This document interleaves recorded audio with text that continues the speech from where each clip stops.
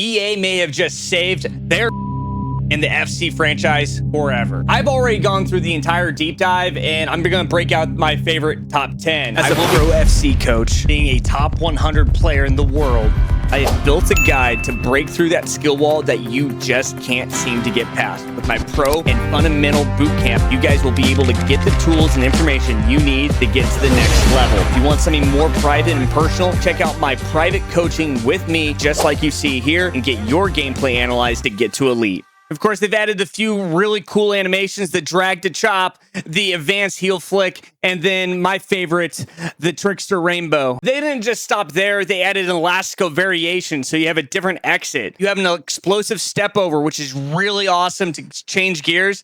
And then the simple skill moves. This is what's cool. You can just R stick in a direction. It will just do a skill move for you. Completely rework the play styles. So now you don't need Anticipate or Anticipate Plus to get the animations that require to make a proper tackle. As long as you have high stats, you're going to have the animations. And they also added a couple new ones like Aerial Fortress, Precision Header, Inventive, and of course, the Game Changer. That brings me on to tip number 4.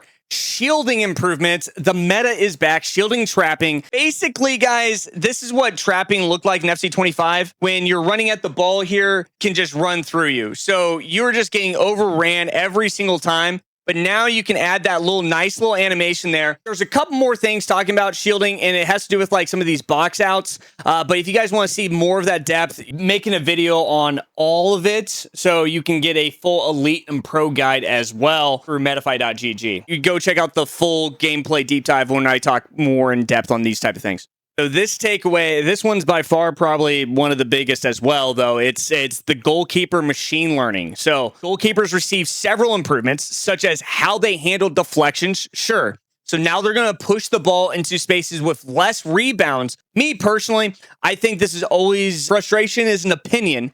When you're right in front of goal and you shoot and the goalkeeper logic's now really smart, I just hope that they stay concurrent. So that's what they're trying to show you now is that if you had a scenario like this and just boom, boom, and then it's like, okay, well, now it's still going to go out.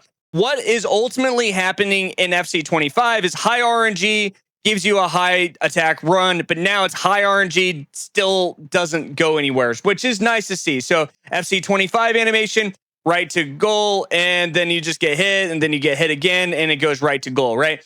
Now they're trying to show it'll just draw out of bounds. Now they've added something I don't necessarily like, forcement learning. It's analyzing countless scenarios, and the AI can now better cut down angles and react to different types of attacks and adjust. And so if I'm in a competitive match and I get this close to goal and I'm shooting the right way, it just shouldn't matter. It just shouldn't matter. Now, this is something that is my biggest takeaway, is this could be very, very, very poorly received by the community when you're in open net. I will say that they did add in some really cool animations. Like you see this one in real life all the time. This one looks really good when they show the in-game version. It looks really smooth. It looks great. There's a couple key features I want to touch on. Now, what everybody's going to be talking about is going to be that dynamic dribbling and the ability to dribble. Now, what this basically just is the difference of competitive and authentic, right? But now you have a jog dribble.